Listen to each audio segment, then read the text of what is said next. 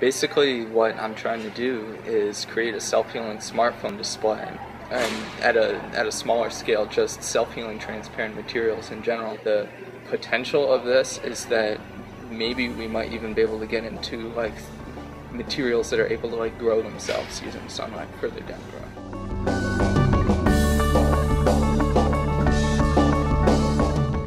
Yeah. Okay. So my name is Glenn Rothwell, and this year I'll be a sophomore student here at RPI, and I'm an aerospace and mechanical engineering major. Just doing a material science chemistry research project just on the side with limited knowledge in chemistry. Always like thinking up something in my head, I guess you could say. And I've always been that way since a young age. In fact, at 5 years old, if you asked me what I was going to be when I grew up, I'd say an inventor. So I've always had that kind of mindset, I guess. It was actually interesting.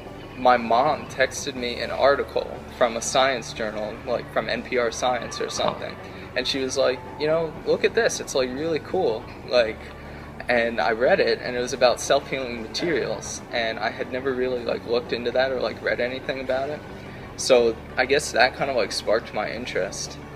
And I mean, really, I just like keep up in like science and technology news in general, and that's like something that taking Burt's class helped me do, is like reading, you know, NPR news, like in New York Times science section. So like that's honestly just from like reading that article is like where I got the inspiration for the self-healing part. And then the next day, actually sitting in physics class, I happened to look at the kid sitting next to me, and I saw that he had a smashed iPhone screen. And honestly, later that night, somehow I just put two and two together and was like, you know, this has already been done. Actually, in the study, it was done with automobile paint. So like something that's more opaque. So like, let's say you get like a key scratch on your car or whatever. You just roll it outside and the sun would be able to heal it.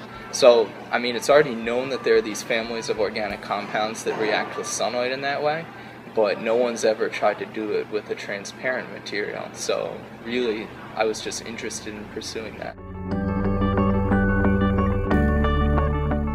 I've already successfully synthesized the self-healing polymer.